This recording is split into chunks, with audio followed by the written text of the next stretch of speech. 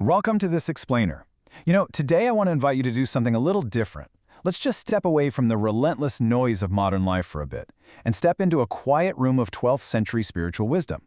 We're going to dive into the sixth discourse of Sheikh Abdul Qadir Jilani and explore some profoundly practical lessons on how we speak, how we interact, and ultimately, how we view our own mortality. Now, the beautiful insights we're exploring today were actually compiled by Mir Ali Shah. He's a seeker who's been so generously sharing his study circle reflections over on the Inner Horizon podcast. We've distilled his rich takeaways right here to help us really internalize these concepts together. So let's jump right in with a grounding question. What do you do with your tongue, your time, and your money? It's a pretty direct question, isn't it? The Sheikh doesn't kick things off with lofty spiritual metaphors or epic parables. Instead, he sits us right down in our own living rooms and points us to the absolute most ordinary, mundane corners of our daily lives. Why? Because he knows we have this tendency to keep our spiritual lives completely boxed off from our everyday habits. And that brings us to this radically countercultural idea, what we can call the discipline of not speaking first. Think about it. We live in an age of constant oversharing, right? We're literally rewarded for being the first person to drop an opinion. But here, the ultimate discipline is actually just waiting to be addressed. He attaches this really fascinating condition to speaking, which is mutual benefit. He says, do make the effort not to be the first to speak. Let your words be a response, but only if there is actually something to be gained by both people. It kind of installs this reflex of silence in us. It goes against literally every modern urge we have to just shout our opinions into the void. Basically, if your answer doesn't benefit both of you, simply decline to speak. Okay, so let's look at how this plays out in reality. Why on earth is a simple question like, where are you heading, considered a trap? Think about it. It's the most casual, everyday greeting we have in our social repertoire. But the Sheikh points out that it might actually be a huge spiritual pitfall. And here's the brilliant reasoning why. Restraint of the tongue actually means not pulling a lie out of someone else. If you ask a friend where they're going and they just want to be left alone or maybe keep their business private, your probing question puts them in a corner where they feel forced to lie. And if they lie, the Sheikh argues that you are the one responsible for prompting that small sin. So restraining our tongue isn't just about what we say, it's about what we force others to say. So our words carry a lot of weight, which naturally brings us to a much deeper question. Who is actually listening when you speak? We have to shift our focus away from just our visible social interactions and look at the unseen inner reality of our daily conversations. Here, the Sheikh introduces us to the Kiraman Katibin.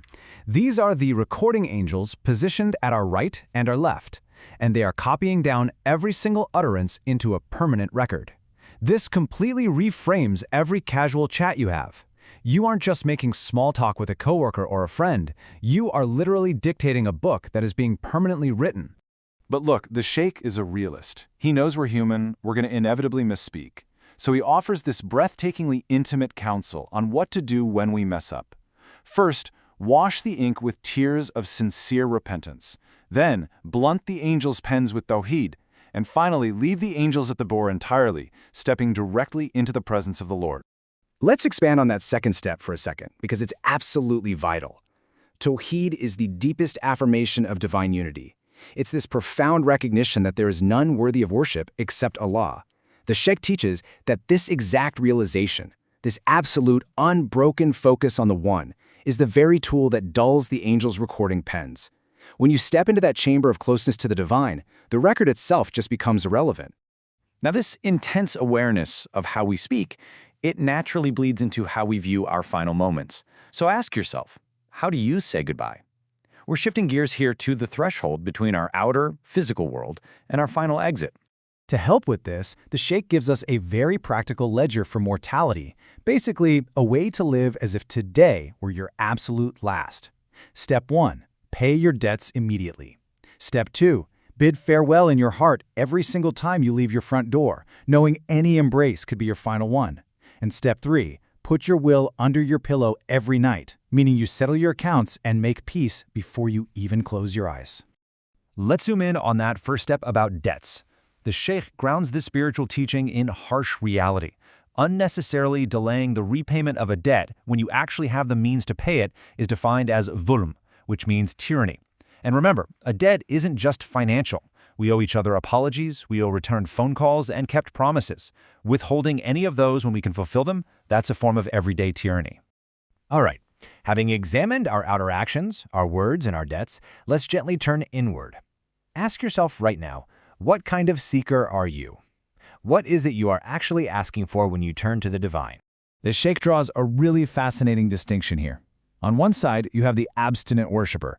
This is someone who has given up worldly desires, but honestly, they've just replaced them with refined spiritual appetites. They want visions, spiritual gifts, gardens of paradise. They are still just bargaining. But on the other side is the knower, the arif. The knower has stepped out of the marketplace entirely. Their longing is quiet. They just beg for their faith, their iman, to remain intact and survive until the morning. And this brings us to a pretty stark warning. The Sheikh says, once the dust has cleared away, you will see whether that is a horse underneath you or a donkey. You see, the dust is the noise of this life, our credentials, our social media following, our carefully crafted public personas. While that dust is kicked up, everyone looks like a noble rider. But when the dust finally settles, maybe at death or just in a moment of absolute clarity, our true spiritual mount is revealed. We really need to check what we're riding while there's still time to dismount. Which naturally leads into one of the oldest questions of the spiritual life. It's a doubt so many of us carry internally. Why doesn't my prayer feel sincere? Well, if we're caught up in that dust, or if we're just bargaining, like the abstinent worshiper, our prayers are going to feel a bit hollow. But the Sheikh reveals a beautiful reality to answer this. True supplication is composed in us, not by us. The people of the Lord don't sit around composing these transactional wish lists. Instead, their hearts become porous instruments. They become so open, so completely aligned, that the real simply plays through them. The prayer emerges naturally, without any conscious premeditation. As Mir Ali Shah and his study circle reflected on all these teachings, a few profoundly grounding insights really surfaced. First, the energy we spend in the right direction actually multiplies. Hoarding it doesn't do anything. Second, we need to be detached internally, but attached externally. That means we engage fully with our families and our daily duties, but we hold them loosely in our hearts, as things that are just on loan. And third, the empty bowl can receive. Let's just pause on that last point for a second. The empty bowl can receive. The full bowl cannot. I mean, this brilliantly illustrates how we usually show up. We arrive at our spiritual practices with our bowls already totally full of our own opinions, our certainties, our accumulated arrogance. We literally have to empty ourselves of all that "I already know this" mentality before any true new spiritual light can actually pour in. As we wrap up this explainer, I want to share a really beautiful, gentle, personal prayer compiled by Mir Ali Shah from these reflections. May Allah grant us the silence of the people of the Lord, who no longer ask for themselves, the discipline of those who bid farewell each time they leave the door, and the mercy of having our ink washed with tears before the angels turn the page.